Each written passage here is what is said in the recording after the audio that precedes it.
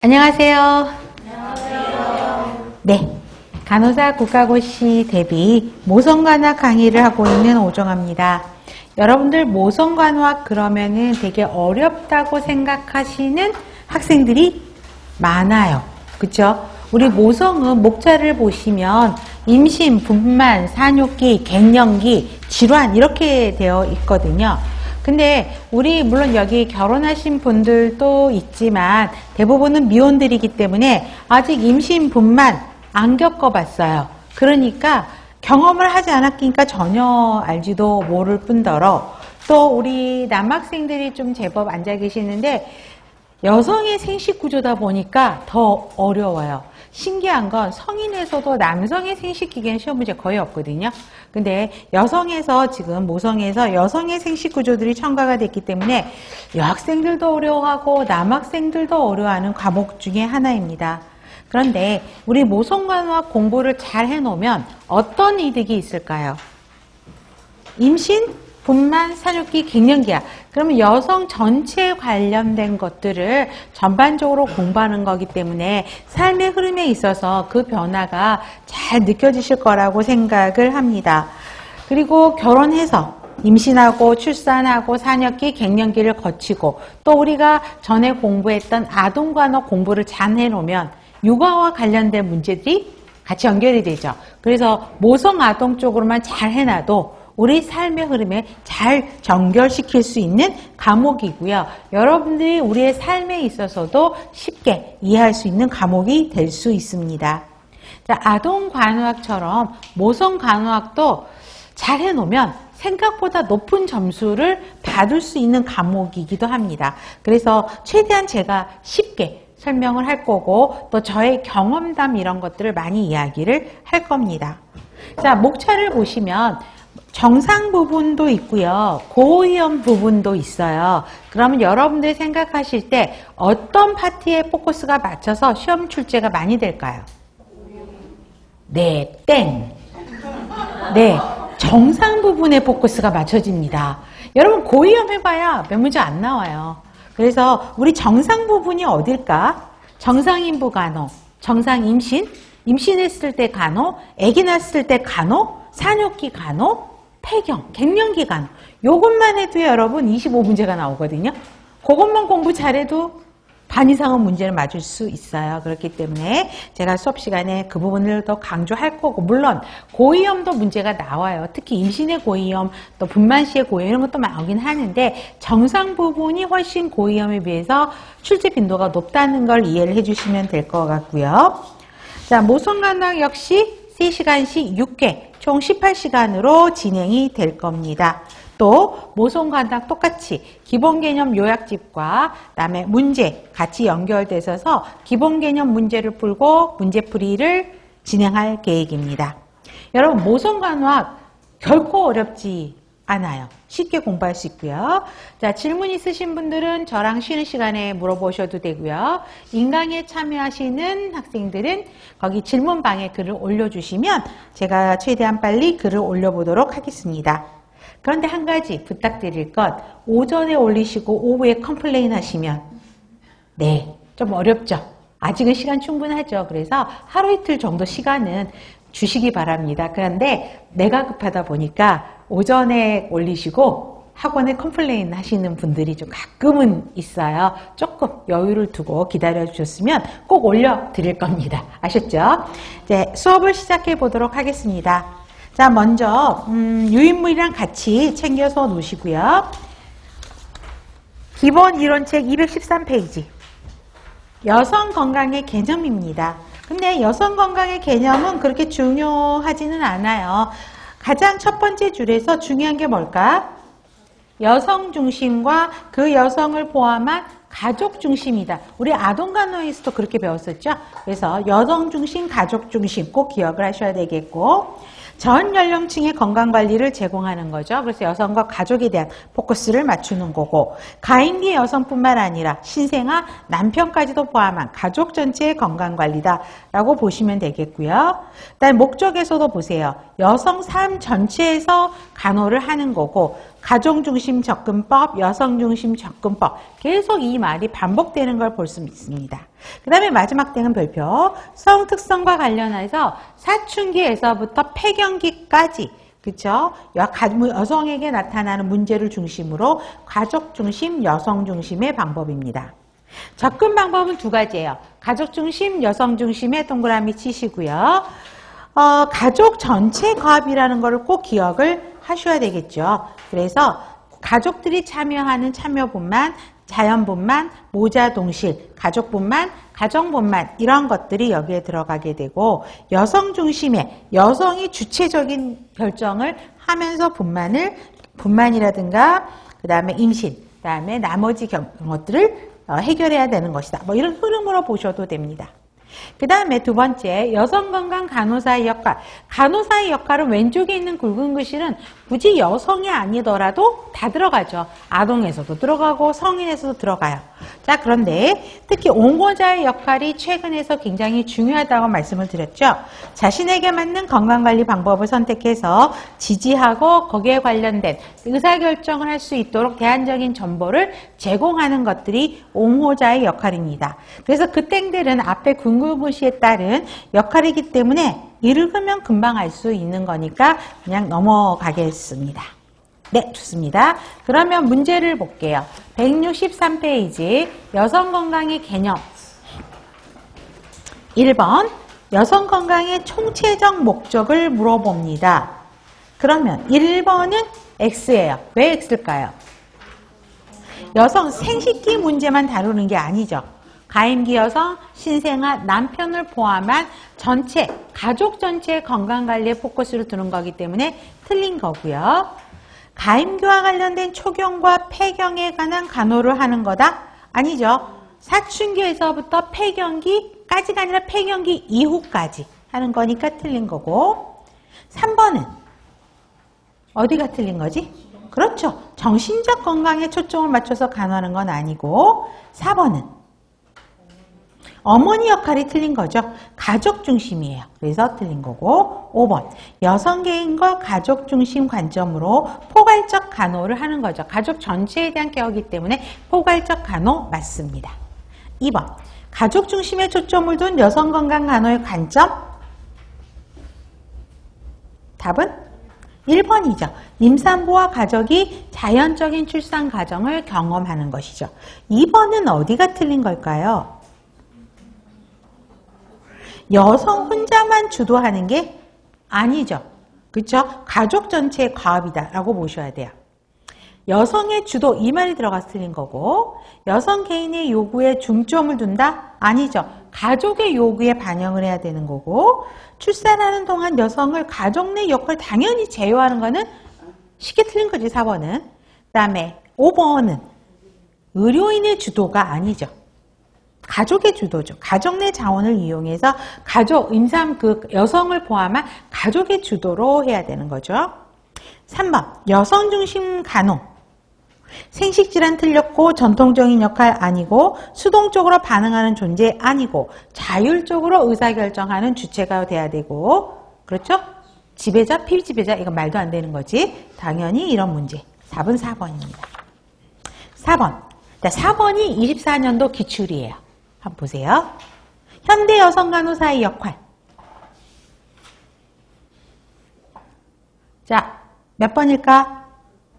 5번이죠. 연구를 통해 축적된 지식을 간호 실무에 적용한다. 그러면 1번은 왜 틀렸을까? 치료 방법을 결정하고 결정하는 것도 그 본인들이 해야 되는 거죠. 그 여성과 가족들이 하는 거지. 그죠? 이거를 의료진의 말을 듣고 따르게 하는 건 절대 아니고 기계기술에 의존한 간호 X고 의사를 보조하는 역할을 중점적으로 수행하는 거 X고 가족을 제외하면 안 되죠. 가족을 포함한 대상자 중심의 간호 아니지. 가족 중심의 간호 이렇게 들어가야지. 5번 여성 간호 건강 간호에서 바라보는 여성에 대한 관점. 3번 그 다음에 6번은 5번 문제가 앞뒤로 들어가면서 동일한 문제가 넘어가니까 넘어갑니다. 그냥 삭제하셔도 돼요. 똑같은 문제예요. 7번 다문화 가정이 이제 점차 많아지고 있죠. 자, 면담 가정에서 간호사의 태도. 2번이죠. 문화적 차이를 인식하고 경청해야 되죠. 1번, 의학적 전문용어 사용하면 안 되고 큰 소리로 말하면 안 되고 의사결정을 본인이 하게 해야지 남편이 다 하도록 하면 안 되고 눈 맞춤을 부담스러워한다. 의견을 서로 상담을 할 때는 눈을 맞춰서 이야기를 하셔야 되겠죠. 그래서 답은 2번입니다. 자, 그래서 여성 건강의 개념 문제는 결코 틀려서는 안 되는 문제. 남들 맞추는 문제는 다 맞춰야 돼. 이런 것들은. 그죠? 공부 안 해도 쉽게 할 수 있는 문제입니다. 자, 그러면 됐고. 자, 1번 볼게요. 모성간호에서 가정중심 접근법을 강조하는 이유. 4번이죠. 임신분만 육아는 어머니 일뿐만 아니라 가족 전체 가업이기 때문에 가정중심 접근법을 가야 되고 2번. 여성건강 간호 제공자의 역할이 아닌 것. 1번은 무슨 역할이지? 여기 아까 역할 써 있었죠. 굵은 글씨로. 간호 제공하는 역할이니까 간호 제공자의 역할. 2번은 무슨 역할이에요? 옹호자의 역할. 3번은 역할 모델의 역할. 5번은 정치사회적 역할이죠. 그러면 4번이 틀린 답이 되는데 이건 누구 역할일까? 의사의 역할이죠. 닥터의 역할이에요.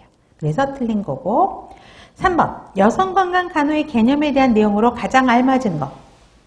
삶 전체에 해당한다. 여성 중심으로 가야 된다. 가족 중심으로 가야 된다. 여성주의 이론에 입각해서 해야 되는 거죠. 답은 5번. 다음에 자, 이론서 214페이지 성건강 간호입니다. 이제 피임에 대한 이야기가 나오는데 여기에서 문제들 제법 나오고 있거든요. 그래서 우리가 혼전에 임신한다? 이제는 이거 큰 문제도 아니에요. 중요한 거는 원할 때 임신이 돼야 된다는 거죠. 그래서 그러려면은 피임이 굉장히 중요한다라는 걸 강조하게 돼요. 그래서 피임에 대한 공부를 제법 하셔야 되고 이 공부를 하게 되면 여러분들이 스스로 이제 피임에 대한 관리들을 할 수 있고 어떤 장단점이 있는지를 파악할 수 있는 좋은 점이 있게 됩니다. 자, 1번 자연피임법 보세요. 자, 월경주기법을 가지고 하게 됩니다. 그런데 월경주기에서 뭘 포커스를 가지고 예측을 할 수 있죠? 그렇죠. 배란기의 동그라미. 배란이 언제 되느냐? 우리 배란 가장 단순한 문제로 배란 시기가 언제냐고 단답형으로 문제가 나왔던 적이 있거든요. 배란 일정. 어떻게 되지? 다음 월경 전에 며칠 전? 그렇죠. 12일에서 플러스 마이너스 2. 그래서 총 12일에서 16일 전. 근데 이게 뭐예요? 다음 월경 예정이. 다음 월경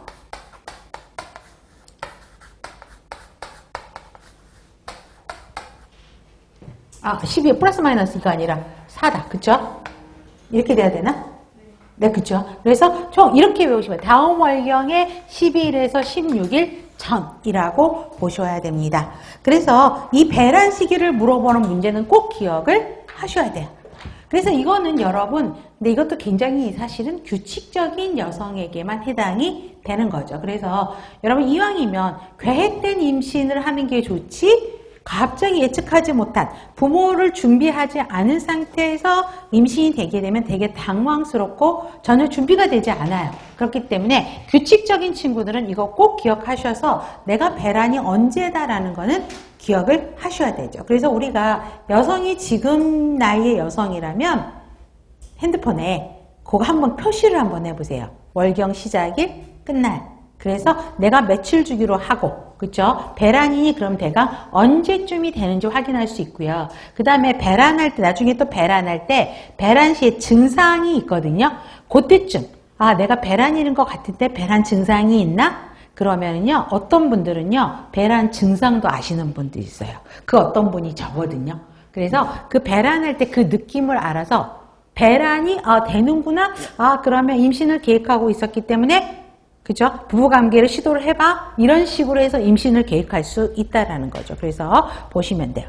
그래서 자 12일에서 16일. 그래서 12에서 플러스 이게 제가 잘못 쓴 거다. 잠깐 착각해. 14에서 플러스 마이너스 2. 이게 맞는 거지. 그쵸? 다시 수정합니다. 14에서 플러스 마이너스 2일이에요. 그래서 12일에서 16일. 이거 기억하세요.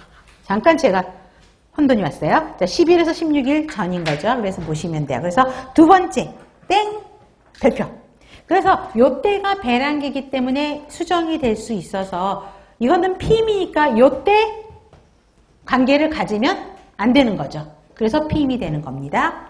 자, 기초체험법은, 그래서 세 번째 땡. 월경주기가 규칙적인 사람한테만 효과적인 거지, 굉장히 이레귤러한 사람한테는 이거 실패할 효과가 굉장히 높아요.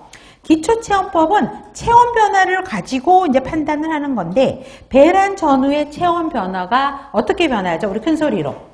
저온에서 고온, 이거 기억하시죠? 이게 제일 문제 많이 나오는 거예요. 고온으로 바뀌게 됩니다. 그래서 기초체온은 월경 첫날부터 배란기까지에는 일정 수준을 유지하다가 배란 24시간 전에 약간 떨어집니다. 그랬다가 배란하게 되면 0.4도 안 외워도 돼. 약간 올라가요. 그래서 배란 후에는 체온이 올라가서 월경기까지 고온으로 유지가 되는데 어떤 호르몬에 의해서 영향을 받는다? 예, 프로게스테론의 동그라미. 그죠? 이것도 시험 문제. 자, 그런데 이 기초 체온이 항상 어떤 변수들이 있게 되면 체온 변화에 이 영향을 주게 돼요. 여러분, 감염이 있으면 체온이 올라가죠. 과로하고 피곤하고 성교하고 난 후면 올라가죠. 그렇기 때문에 이런 변수들을 그래프에 그려 놓으셔야 됩니다. 그래서 여러분들 유인물에 기초체온법이라고 하는 그림을 드렸어요. 자, 그래서 떨어졌다가 그쵸? 올라가는 시간 보이죠? 그쵸? 요때 이제 배란이 될 거니까. 그래서 굉장히 불임인 사람들이 임신을 계획할 때 의사들이 여러분들에게 체크를 해오라 그럴 거예요. 체온을 체크를 해갖고 오면 의사가 이걸 보고 언제 부부관계를 하십시오라고 이야기를 하고 있고요. 그 다음에 갑자기 체온이 오르면 거기에다가 어떤 일이 있었는지를 쓰라는 거죠. 아파서 약을 먹었다, 부부관계가 이루어졌다, 이런 것들을 마킹을 하라고 의사들이 이야기하면서 하게 됩니다. 그래서 요 시기에 부부관계가 없으면 피임이 되는 거죠. 보시면 되고요. 그 다음에 경관점액 관찰법. 경관점액을 수시로 이제 나중에 수시로 나오는 문제가 경관점액인데요. 자, 배란할 때 경관점액이 변하죠. 그쵸? 어떻게 변해요? 투명하고 양이 많아진다. 꼭 기억하셔야 되겠죠. 그래서 요 시기를 피해야 되겠죠. 다시 경관점액은 또 뒤에 나올 거예요. 그 다음에 피임법에 보면 일시적인 피임법과 영구적인 피임법이 있게 됩니다. 자, 일시적인 피임법에는 먼저 경구피임약인데 일반적으로 많이 사용하고 있는 게 경구피임약이에요. 그래서 자, FSH가 뭐죠? 우리 한국말로 난폭 자극 호르몬, LH는 황체 형성 호르몬. 이 호르몬 분비를 억제시켜서 뭐를 억제하는 거야? 피임을 시키는 거니까 배란하지 않도록 하는 거죠. 그래서 배란을 억제해요. 그래서 난관기능 방해, 자궁내막, 경광점액도 변화시켜서 착상을 방해하는 효과를 가지고 있습니다. 자, 장점은 지속적으로 복용하면 100% 효과를 가질 수 있고요. 월경주기 조절이 가능하고요. 성생활 상관없이 사용할 수 있는 반면 단점은 우리 영양제 먹는 것도 수시로 까먹어요. 저 같은 경우도. 근데 이거를 날마다 복용해야 되는 좀 불편감이 있게 됩니다. 자, 부작용은요. 이거 어떻게 다 외워요? 여러분 이거 다 외웠다가는 안 되겠지, 머리가. 그냥 이런 질환이 있으면 다 안 된다라고 보시면 돼요. 그죠? 그래서 뭐 부작용, 정대금기, 상대금기 이거 외울 필요는 없어요. 어떤 질환이 있거나 어떤 문제점이 있으면 특히 이런 경우에는 이런 약을 복용하면 안 되겠구나 라고 생각하고 넘어가시면 되고요. 자, 주의점을 한번 봐보세요. 자, 우리 영양제도 깜빡깜빡 한다 그랬죠. 근데 이거 날마다 먹어야 되는데 깜빡깜빡 할 경우가 많아요. 자, 복용을 잊은 경우 보세요. 12시간 이내는 즉시 복용. 잊어버렸는데 12시간 안 넘었어. 그럼 즉시 복용하고 다음 먹은 거는 그 다음 약속에 맞춰서 먹어야 되고요. 12시간 이상이 경과됐어. 그쵸? 아침 8시에 먹었어야 되는데 뭐 잊어버렸네? 저녁 8시가 넘어갔어. 그래서 그러면 그때도 즉시 복용하고 저녁 8시에도 즉시 복용하고 다음 약도 그 다음날 아침 8시에 그대로 복용하면 돼요. 아니면 같은 날 2개 먹어도 가능하다라는 것이고 한 알 이상 복용하지 않는 경우 자 마지막 일정, 재날짜 일정 즉 2종을 동시에 복용해서 계속 매일 복용을 하는데 피임 효과는 떨어지는 거고 피임약 복용을 중단을 이제 하겠다. 내가 임신을 계획해서 약 먹는 거 그만하겠다. 그럼 바로 끊으면 안 되고 그 주기를 다 맞춰야 돼요. 그래서 그 주기 복용을 다 마친 후에 중단을 하게 되고 임신을 원할 때 여러분 약을 스탑하면 바로 임신이 된다. 그런 환상은 절대 버리셔야 돼요. 오래 걸려요. 생각보다. 그래서 또 다른 피임법을 2개월 정도 사용한 후에 같이 임신을 할 수 있다는 거죠. 그래서 그 흐름을 보시면 됩니다. 자궁내 장치를 영어로 뭐라 그러죠? 영어로 대문자 IUD 인트라유터린 디바이스라 그래서 IUD라고 이야기를 합니다. 자, 자궁강에 플라스틱 기구를 집어넣어요. 그래서 어떻게 되냐면 자궁이 이렇게 보면 이렇게 돼 있죠. 그럼 여기에다가 어떤 플라스틱 기구를 이렇게 집어넣는단 말이에요. 그래서 수전란이 착상하지 않도록 그 다음에 정자가 난간으로 이동하지 않도록 하는 게 자궁내 장치예요. 대표적인 게 루프 미네라. 그래서 5년간 사용 가능합니다. 그래서 보시면 되고요. 자, 지속적으로 그걸 놓으면 5년 안에는 지속적으로 피임이 된다라는 것을 볼 수 있고요. 임신을 원할 때 그냥 빼시면 되는 거죠. 제거 가능합니다. 그래서 터울 조절에 효과적이라는 것이에요. 그래서 내가 이번에 아기를 낳고 한 2년 주기로 내가 터울 조절을 하겠다 그러면 이거를 삽입해서 그죠? 2년간 삽입해서 있다가 2년 지나서 내가 임신을 하겠다? 그럼 빼면 되는 거예요. 보시면 좋아요. 그래서 경산부들이 일반적으로 많이 사용하게 됩니다. 그런데 얘가 부작용이 좀 있어요. 어떤 부작용이 있냐면 월경과다 월경불순 뭔가를 집어넣었기 때문에 불편감이 있고요. 플라스틱 기구가 안에 들어가 있어요, 여러분. 염증이 발생할 수 있습니다. 그래서 자궁출혈 염증성 질환이 있게 되고요. 질염, 요통, 질분비물이 있게 되는데 그러니까 뭔가 들어가서 불편하다 이렇게 생각하면 금방 아실 거예요. 그런데 여러분 질분비물이요 생각보다 많습니다. 그래서 일반 팬티만 입고서는 좀 불편해요. 그렇다고 생리할 때 쓰는 패드 쓰기는 너무 불편하고 그러니까는 그거 뭐죠? 라인한가? 얇은 거 그거를 계속 하고 있어야 되고 또 뭔가 찝찝하게 계속 나와요. 그러니까 환자분들이 불편함을 호소하기도 합니다. 그런데 자 금기 보세요. 금기도 이걸 다 외울 수는 없어요. 이해하고 넘어. 여러분 출혈이 있거나 염증인데 이걸 집어넣으면 될까 안 될까? 기구를.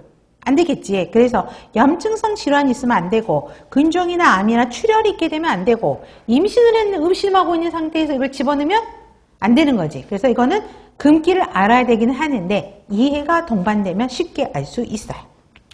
패서리 다이아프램이라고 하는데 패서리는요. 고무마개예요. 고무처럼 생겨 있어요. 그래서 경부에 고무마개를 씌워서 마개를 씌워 놓으니까 어때요? 정자가 들어오면 안으로 못 들어가게 하는 역할이 패서리예요. 그래서 이거 패서리는 남성의 동의 받을 필요 없어요. 그냥 내가 삽입하면 되는 거예요. 그래서 주도권이 있다라는 게 그 이야기고요. 하나로 2, 4년 정도 사용한다. 이 말은 뭐니까 안 해도 되는데 패서리는 넣고 그때 빼서 씻으면 되는 거거든요. 그래서 한번 그 고무는 2, 4년 동안 쓸 수 있다라는 거. 넣어놓고 계속 있는 건 아니라는 거. 자, 근데 문제는 압박으로 경부 자극이 되고요. 삽입이 이게 쉽지가 않아요. 훈련을 좀 받아야 되고 그래서 어렵고 이 역시도 고무마개가 들어가니까 악취나는 분비물, 감염을 유발할 수 있고요. 또 자궁경부 사이즈가 사람마다 다 틀려요. 그러니까 그 사이즈를 맞춰야 되기 때문에 의사 진찰을 받고 사이즈를 선택하셔야 돼요. 이해됐죠? 보시면 돼요. 그 다음에 질외사정법은 자, 이거는 남자들이 하는 거예요. 그래서 성교 중단법인데 사정하게 되면 사정하면 정자가 안으로 들어가잖아요. 그러니까 사정하기 전에 빼버리는 거예요. 질에서. 그래서 질의 사정을 하는 겁니다. 근데 단점은 남자들한테 이거 하라 그러면 되게 싫어해요. 그래서 남성의 절제 인내가 필요하고요. 실패 가능성이 굉장히 높고 성적 만족도 떨어지게 되고 약간이라도 흐르게 되면 임신 가능성이 있게 되죠. 살정제요. 살정제, 화학적인 살정제를 집어넣는 거죠. 그래서 정자가 못 들어오게 하는 건데 살정제를 넣으니까 삽입하는 건 간편해. 근데 사용 중에 얘가 밖으로 유출될 수 있고요. 삽입시간 조절이 필요하고 화학적인 성분이 들어가 있는 살정제이기 때문에 자극이 될 수 있다는 거 흐름으로 이해하시면 되고요. 자, 콘돔이요. 자, 이거가 24년 문제예요. 기출입니다. 콘돔은 고무 제품을 누구가 쓰는 거지? 남성이 쓰는 거죠. 그래서 성교 전 음경에 씌워서 정자가 질내에 들어가는 걸 차단하는 거죠. 그래서 정자하고 난자가 만나지 못하도록 하는 게 콘돔입니다. 피임 효과 굉장히 정확하고요. 인체 해가 없어요. 가격도 싸요. 그 다음에 중요한 거 성병 예방 효과가 있다는 거. 여기 별표. 그래서 성매개 감염의 위험률이 감소한다. 이런 표현으로 24년 기출 문제에 나왔어요. 그래서 그게 어떤 피임 방법이냐 뭐 이렇게 나왔던 거니까 보시면 되고요. 그런데 고무 제품을 음경에 씌우는데 이게 익숙하지 않은 사람 끼우는 것도 힘들고요. 잘 벗겨져요. 그래서 문제가 있고 성감이 떨어지는 것도 있고 가끔씩 그 콘돔에 이렇게 구멍이 나 있어 갖고 상관이 없어 임신이 되는 경우도 있어요. 그다음에 누바린이요. 유연성 있고 부드럽고 투명한 링인데 한 달에 한 번 질 안에다가 깊숙하게 넣어요. 그래서 3주간 질내에 있으면서 피임 효과를 지속하는 방법이에요. 그래서 누바링은 3주만 넣어요. 그 3주 넣었다가 빼고 1주는 쉬고 이렇게 하게 됩니다.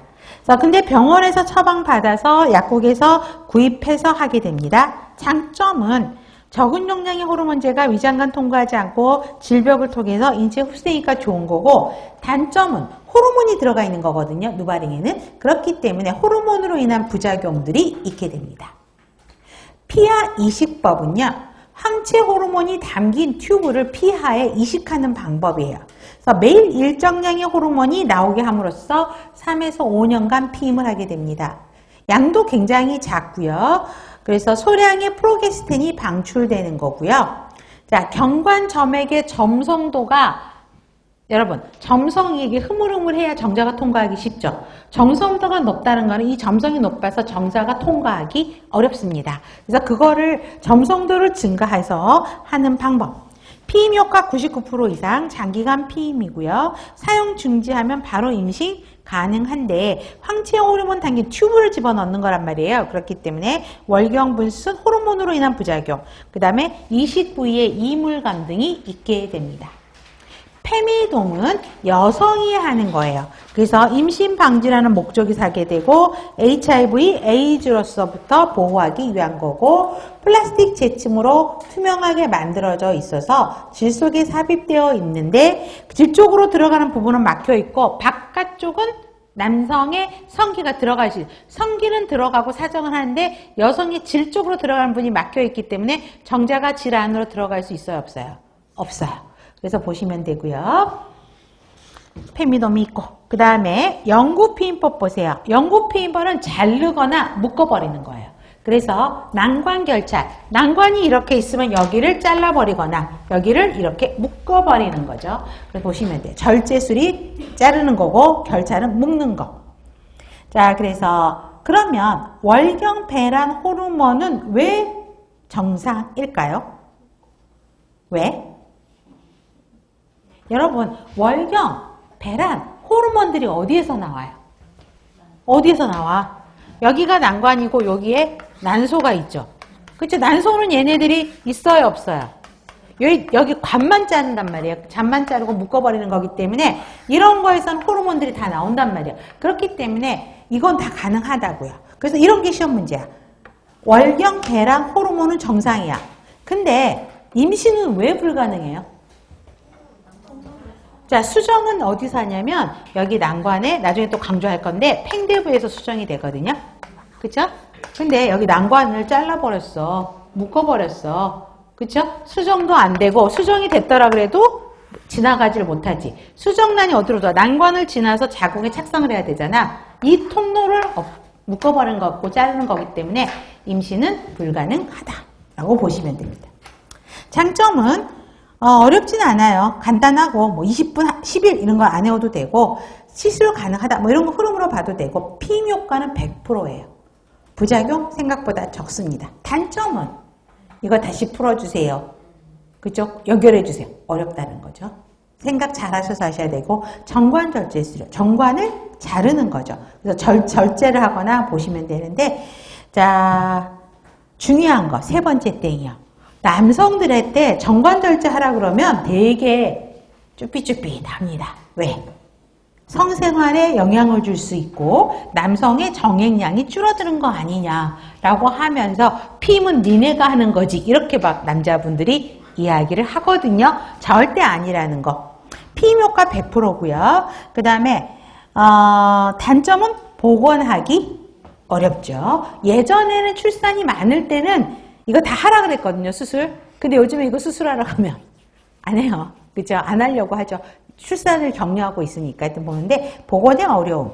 단점은 정관 내 정자가 이 석 달 정도, 중요한 건 석 달은 안 해도 돼. 바로 얘네들이 없어지는 게 아니야. 석 달 동안 이게 살아있어, 아내가. 그렇기 때문에 정자가 발견되지 않을 때까지 다른 방법으로 피임을 3개월 정도까지는 병행을 하면서 보셔야 된다라는 단점이 있죠. 정관 수술했다고 남편이 왔어요. 근데 바로 부부관계가 이루어졌고 임신이 벌어졌네? 부부싸움하고 난리가 났어요. 그쵸? 그런 일이 생각보다 여러분들 많아요. 남아있었던 정자가 수정이 돼버린 거야. 그치? 그렇기 때문에 보셔야 됩니다.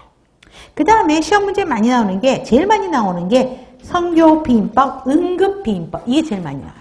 이거는 실생활에서도 지금 많이 쓰고 있고요. 또 어떤 약사분이 그래서 응급피임법 약을 받으려면은 의사 처방이 있어야 되거든요. 근데 고등학생이 교복 입고 와서 이거를 약을 달라 그러는데 약사가 줄 수가 없대요. 처방이 없는 상태에서 약사가 약을 주면 불법 행위거든요. 처방을 받아오라니까 애가 울면서 그냥 가더래요. 그죠? 그래서 그건 좀 법이 바뀌어야 된다 그러는데 문제는 그렇게 했을 경우는 또 그걸 악용하는 사람들이 많아져서 아직까지는 처방이 있어야 이거 약을 살 수 있습니다. 자, 계획되지 않은 성교, 피임 실패, 불확실한 피임법. 대표적인 게 성폭력이죠. 불시의 성행에 의해 임신을 방지하기 위한 걸로 응급피임법을 하게 됩니다.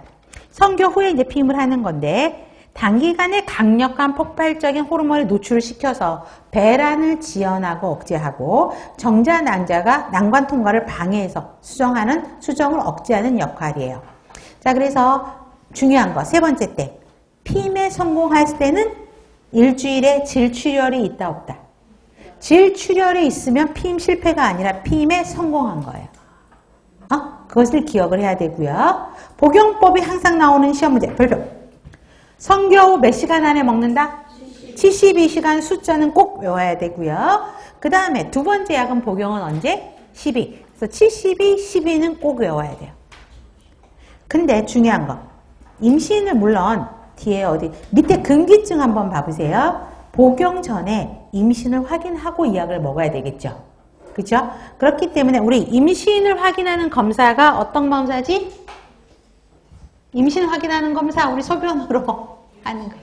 그렇지? HCG 검사죠. 이 검사를 통해서 임신인지 확인하고 임신이 안 됐으면 이 약을 먹어야 되겠지. 자, 보면 되고요. 그래서 근데 임신이 된 상태에서 사실 이 약을 먹을 수도 있거든요. 근데 다행인 건 안정성이 있어서 이 약을 먹었더라도 태아에게 기형을 유발하지는 안 된다는 좋은 점이 있습니다. 야기하지는 않아요. 단점은 착상 이전에 사용해야만 임신 예방이 가능하고요. 착상한 다음에 이 약을 임신이 돼버리면 이 약을 먹어도 피임 효과는 없다라는 거. 그런데 약을 먹어도 태아 기형은 유발하지 않기 때문에 너무 걱정할 필요는 없다라는 거. 그 다음에 의사 처방이 있어야 된다고요. 가서 약국 가서 이거 달라고 하면 절대 안 줘요. 보시면 되고요. 부작용은 오신구토는 꼭 기억을 해야 되는데 30분 전에 진토제 투여합니다. 그래서 보시면 되겠고 두통, 유방통, 체액 저류 이런 것들이 있게 됩니다. 그래서 오신구토, 두통, 유방통은 기억을 하시면 좋고요. 임신 확인해야 되고요. 나머지 이런 중증 질환 같은 경우에는 먹으면은 좀 먹을 때 고려해야 되겠지. 이거 외울 수는 없어. 아, 이런 경우는 그냥 금기겠구나 라고 흐름으로 이해하시면 되겠습니다. 다음 성폭력 피해 시 간호중재를 볼게요. 자, 간호중재 기밀이 보장되는 장소에서 해야 되고 치료 전에 샤워, 목욕, 질세척을 하지 않도록 하죠. 왜요? 증거자료 채취에 대해서 그렇죠. 그 다음에 입었던 옷은 증거물로 보관하게 하고 신체 손상이 있으면 기록하고 검사 피검물 채취하고 응급복감 피임약 복용하고 그러니까 임신반응 검사부터 먼저 한 다음에 응급복용약 해야 되고 몇 시간 안에 복용 또 나오죠. 그 다음에 성병 예방 검사해야 되죠. 그 다음에 외상후 스트레스 장애 치료받아야 되고 경찰에 신고 가능하니까 가능하다는 걸 알려줘야 되는데 피해자가 원하지 않으면 존중해 주셔야 자율성 존중의 원칙에 근거해서 미성년자의 경우는 보호자로부터 서면화된 동의를 받고 증거 수집, 사진 촬영이 이루어져야 되고 지원단체, 관련 단체들 소개시켜 주셔야 되죠.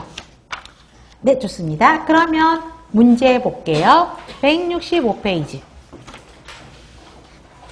자, 이게 1번 문제가 24년 기출이에요. 그럼 바로 나와야지. 콘돔. 그죠? 정자, 난자, 접촉, 탈한다. 성매개 감염의 위험을 감소시킬 수 있는 피임법, 콘돔이죠. 그죠? 2번은 자궁 내막을 변화시켜서 수정란이 착상하지 못하게 방해하는 피임법, 자궁내 장치. 3번, 우리 난임이라는 거, 보통 여러분 보세요. 난임 환자들은 성생활 관계없이 1년가 아니야. 성생활 관계없는 피임을 안 한 상태에서 1년 동안 아기가 안 생긴 거를 난임이라고 이야기를 하거든요. 나중에 또 그 나올 거예요. 1년 동안 임신이 안 됐어. 그래서 난임 클리닉을 왔는데 설명한 기초체험법의 목적. 기초체험법이 난관 폐쇄 여부가 아니지. 그렇지. 배란 시기를 확인하는 거지. 기초 체온을 체크해서 배란 시기의 온도가 올라가는 거를 배란 시기라고 보고 하는 거기 때문에 이거는 답은 1번인 거죠. 4번. 성폭력 피해자에게 발생할 수 있는 원치 않는 임신을 예방하기 위한 중재? 즉시 질세척은 아니죠. 그러니까 그거 뭐지? 증거자료를 확보해야 되니까 바로 세척하면 안 되고 살정제를 투조하면 안 되고 그 다음에 72시간 내에 응급피임약 투여해야 되죠. 그 다음에 임신 반응 결과가 나올 때까지 기다려요? 아니지. 그 다음에 보시면 스테로이드 제제는 상관없고 5번 성폭력에 관한 올바른 인식 4번 타인의 성적 자율권을 침해하는 폭력행위죠. 젊은 여성에게만 일어나는 건 아니에요. 여러분들이 뉴스 매체를 보면 나이 드신 한 60세, 70세 남자 할아버지가 집에 계시는 치매 할머니 80세 어른 폭행하는 거, 성폭행 하시는 뉴스들을 가끔씩 보실 거예요. 그런 거 젊은 여자에게만 있는 건 아니라는 거. 부부 간에도 성폭력은 존재합니다. 부부 간에도 아내에게도 동의를 얻고 같이 하는 거지 아내가 싫다고 하는데도 남편이 부부관계를 하게 되고 성을 하게 되면 그것도 폭력에 해당하는 거기 때문에 아닌 거고 낯선 사람에 의해서 행해지는 게 아니라 주로 가까운 지인들, 동네 사람들, 친척들, 오빠들 이런 사람들한테 되는 거죠. 그 다음에 강한 저항이 있어야만 성폭력이다? 아니다는 거 보시면 됩니다. 6번 이틀 전 성폭력 피해를 입은 가임기 여자가 병원에 왔는데 임신 예방하기 위한 약물, 이거 굉장히 쉽죠? 응급피임약.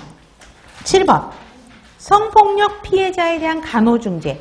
피해 당시 입은 옷은 폐기가 아니로 보관해야 되고, 공개된 장소에서 신체 검진하면 안 되지. 비공개된 장소, 프라이버시 유지해야 되고, 상해 정도 사정하고 구체적으로 기록하고, 감염 예방을 위해 검진 전에 샤워하게 한다? 아니죠. 채취하고 나서 샤워하게 해야 되죠. 증거물 수집은 피해자 동의가 필요 없다? 아니죠. 피해자 동의가 반드시 필요하다. 이런 거는 흐름으로도 쉽게 풀 수 있는 문제입니다. 네, 좋습니다. 자, 그럼 관련 문제 볼게요. 1번. 여성 생식기계에는 이제 다음에 생식기 구조할 때 외생식기, 내생식기 나눠서 할 건데 구분이 돼요. 사춘기 여성에게서 내부 생식기계의 성숙을 알 수 있는 뚜렷한 지표. 유방일까? 월경일까? 월경이죠. 월경이 첫 월경, 그죠? 초경을 이야기하는 거고, 그게 사춘기를 알리는 가장 뚜렷한 지표가 되는 것입니다. 그래서 2차 성징의 대표적인 거죠. 그래서 요즘에 초등학생들, 여러분 6학년만 돼도 거의 성인 몸매들이거든요. 첫 월경을 언제 할까? 초등애들이. 빠른 애들은 3학년부터 시작한대요. 그러면 여러분 3학년 애들이 이 패드 관리가 돼요? 안 돼요. 그래서 엄마들이 복도에 서 있습니다. 교환할 시기 때쯤 아예 팬티에다가 패드 붙여가지고요. 아예 들고 서 있어서 엄마가 쉬는 시간에 가서 갈아입어라. 왜? 관리가 안 돼서 옷에 이렇게 묻어 있을 수 있잖아요. 그런 애들은 보면 엄마들이 서 있으면 아 제가 초경 어른들이 봤을 때 선생님들이 봤을 때는 아 제가 시작했구나 알 수 있다라는 거죠. 보시면 돼요. 그 다음에 그러면 여러분 또 하나 물어볼게요. 초경일 때 배란성 월경일까요? 무배란성 월경일까요? 그렇죠. 처음 월경은 배란이 안 되는 월경이에요. 점차 성숙하면 이제 배란성 월경이 나온다. 그건 기억하시면 좋겠고. 2번. 이거 배란식이 아까 설명했었죠? 다음 월경 예정일에서 14 플러스 마이너스 2일. 요거를 기억해야 되고. 그 다음에 기초체험법. 배란기 때 체온이 상승하는 거는 그렇지 에스트로겐이 아닌 프로게스테론. 배란 전에는 체온이 자 이럴 때 체온이 그러면 여러분 답하라는 이야기야. 배란 전에는 체온이 하강. 배란 후에는 그렇죠 월경 전까지 상승합니다. 이게 대표적인 시험 문제거든요. 그러니까 자꾸 여러분들한테 제가 피드백하는 거예요. 그래서 답은 2번이고 월경 주기 전 배란기를 정확하게 예측할 수는 없어요. 여러분들 중에 정확한 월경 주기, 28일 주기, 30일 주기 별로 없어요. 그죠? 다 불규칙한 친구들이 생각보다 많기 때문에 실패할 확률이 생각보다 높아요.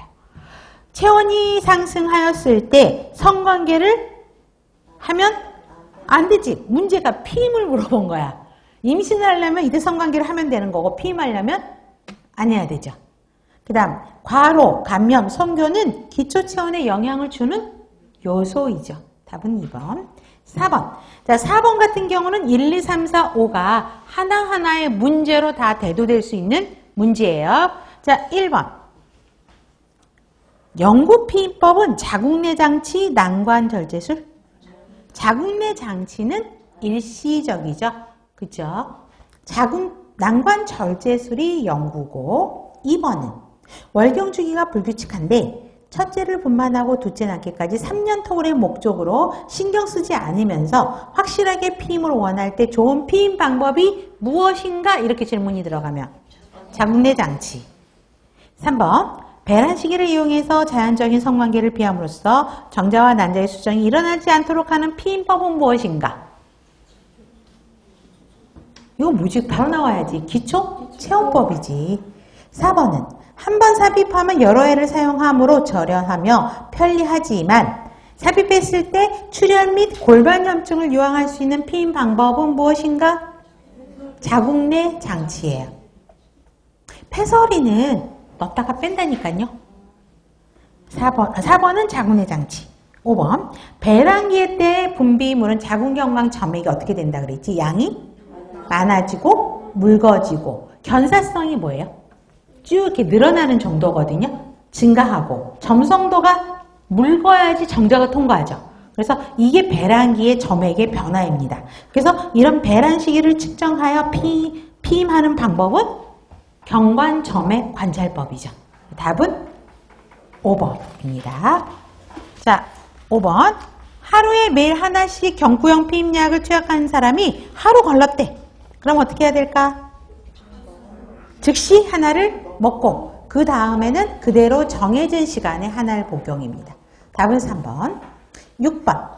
여성이 사용하는 것이고 부드러운 플라스틱 비닐 제품이고 얇고 투명하게 만들어져 있고 질내에 질벽, 경구, 질구의 일부를 덮을 수 있는 일회성 피임 도구. 페미놈이죠. 그죠?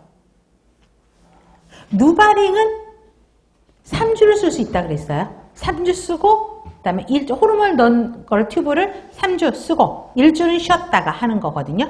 근데 보시면 되고 7번. 황체 호르몬을 사용한 피임법으로 매일 일정량의 호르몬이 나오게 해서 장기간의 피임이 되는 방법. 피아 20번. 8번. 경관점액 관찰법에 대한 설명으로 옳은 것. 자, 배란 시와 배란 전에는 어떤 호르몬?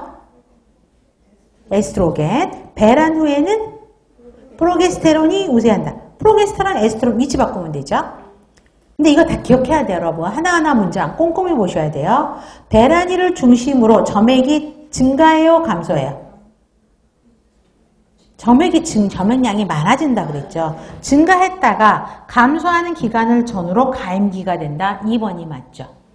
3번. 월경 시작 전 14 플러스 마이너스 2일 전이 점액이 많아지는 가임기가 되고 미끈거리는 달걀 흰자 같은 분비물이 많이 나오는 시기가 배란 후에 그런 게 아니라 배란이 가까워질수록 점점 많아지게. 배란 후 아니에요. 배란에 가까워질수록.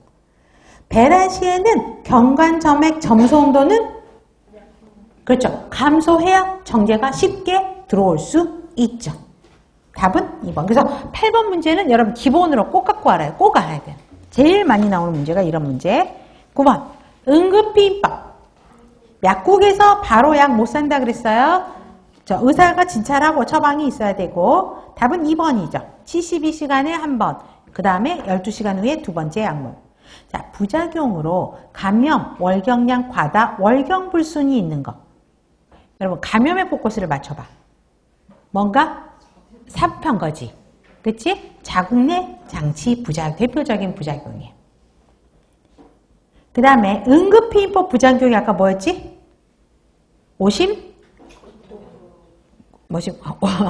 오심하고 또 뭐였잖아? 구토.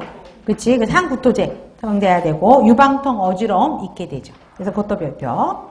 피임에 실패하면 질출혈이 있는 게 아니라 성공하면 질출혈이 있다 그랬어요. 그래서 틀렸고 수정란이 착상 후에 약을 복용하면 피임 효과 없다 그랬어요. 보시면 됩니다. 착상 이전에만 먹어야 피임 효과가 있다는 거. 10번. 성폭행을 당한 여성이 왔을 때 중재. 자, 1번. 증거물 채취가 먼저지. 산부인과 치료보다. 증거물을 다 채취하고 씻게 하고 그 다음에 치료 들어가야 되고요. 수치심 무력감에 대한 심리적인 지지해 줘야 되고 간호과정 기록하면 안 해요? 해야지. 그 다음에 신체 의복에 묻은 분비물을 깨끗이 닦아주면 증거 수집 어렵죠. 닦아놓으면 안 되고 질 검사 전 외응분의 상처나 혈액, 이물질을 닦아내요? 아니에요. 닦아내면 안 돼요. 2번이고요. 11번. 강간을 당한 여성에게 해야 될 중재가 아닌 것. 응급실 방문 전에 대소변을 보았는지 확인해야 돼요. 왜? 만약에 대변, 소변을 봤으면 소변 보면서 정자 다 나가버리잖아. 그치? 그렇기 때문에 증거 수집이 어려워요. 그래서 항상 물어봐야 되고요. 즉시 치료해야 될 상처가 있는지 알기 위해 신체 검사 먼저 해야 되죠. 그러니까 이 신체 검사를 먼저 하는데 증거물 채취를 먼저 하고 신체 검사가 1번이라는 거예요. 그 다음에 베타 HCG 임신 반응 검사 해야 되죠. 그래서 확인해야 되고 심리 상태 고려해서 각 기록에 사인은 받지는 않습니다. 그 다음 간간에 대한 세밀한 보고서는 정신적 안정으로 작성하지 않아요? 아니죠. 세밀한 보고서라는 게 뭐지? 날짜, 시간, 장소, 남성의 외모 뭐 이런 것들은 세밀하게 작성하셔야 됩니다. 그래서 답은 5번입니다. 그래서 피임에 대한 종류들의 정의는 꼭 아실 필요가 있고요. 응급피임약은 머스트로 정리합니다. 다음 생식기 건강사정인데요. 자, 외생식기와 내생식기로 나누어지는 거고 이거는 여러분 유인물로 드렸어요. 그런데 유인물에 있는 해부 생식기 하나하나 그림 보면서 설명하지는 않을 거예요. 왜냐면 시간이 너무 많이 걸려요. 학교 수업이 아니잖아요. 그죠? 그래서 이거는 참조용으로 여러분들한테 드렸으니까 굳이 여기가 어디지 막 찾아봐야 되는 시간을 좀 줄여주려고 드린 거니까 참조해서 보시면 돼요. 자, 치구, 불두덩이죠. 앞쪽에 있고, 음모가 있고, 세 번째 기억하셔야 돼요. 혈관, 피지선, 한선이 있어서 건조하지 않죠. 습한 상태로 있게 됩니다. 대음순, 두꺼운 피부 주름이고요. 갈색 세포가 침착되어 있고, 중요한 거는 시험문제 이건 나오죠. 남성의 생식기관 어디하고 똑같냐고. 음낭 동그라미. 소음수는 모낭, 털 없죠. 그렇죠? 그래서 성적 흥분 시 붉어지게 되고 남성의 어디와 같은 기능을 한다? 요도. 음핵은 혈관 분포가 많고 혈액 공급이 잘 되어서 성적 흥분 시 발기하는 조직이 음핵이에요. 남성의 어디와 똑같다? 음경. 그래서 음낭, 요도, 음경은 기억하셔야 되고요. 그 다음에 질전정입니다. 전정 안에는 질구, 요도구, 2개의 스킨샘, 2개의 바이톨린샘들이 있게 되고요. 질구는 천여막으로 덮여 있는데 첫 번째 성교에 의해서 파열되죠. 분만할 때는 거의 없어지게 되고 요도구가 남성의 요도보다 길어요? 짧아요? 짧아요. 그래서 염증이 많이 발생하죠. 보시면 되고 바이톨린샘은 두 번째 땡 별표예요. 성적으로 흥분하게 되면 알칼리성 점액을 분비해서 산성 점액이 아니에요. 산성이면 들어온 정자를 죽이죠. 그쵸? 근데 알칼리성 점액을 분비해서 정자를 보호하게 되고 질내를 윤활하게 됩니다. 그래서 여성이 성적으로 흥분하게 되면 분비물이 뭐가 많이 흐르는데 그게 뭐냐면 바이톨린솜에서 분비하는 액체예요. 점액이에요. 알칼리라는 거 기억하시고. 근데 얘가 박테리아에 의해서 감염이 되면 화농 증상이 나타나게 됩니다. 그래서 임질 등 성병들이 이때 나타날 수 있고 바이톨린샘에 나타나는 거고 임균에 좋은 은식처가 되는 게 어디다? 바이톨린샘이다. 이건 기억해야 되고요. 그 다음에 회음이요. 골반 내부 구조를 지지하는 역할을 하고 우리 분만할 때 가장 손상을 많이 받는 곳이 회음이에요. 그래서 회음 근육체가 있는데 자, 치골, 미골근, 장골, 미골근, 치골, 직장근 유인물에 있을 거예요. 3번에 회음의 표면상 구조를 보시면 거기 별표되어 있는 거 보이세요? 오른쪽에? 그쵸? 이게 이제 항문 올림근으로 이야기하고 있고요. 회음체, 케겔 엑서사이즈 통해서 강화될 수 있고요. 요도 항문질 수축 도와주고 태아가 만출할 때 이 회음체가 늘어나요. 그리고 그 다음에 납작해지고 손상을 잘 받는 부분이 회음체라는 거 기억해야 되고요.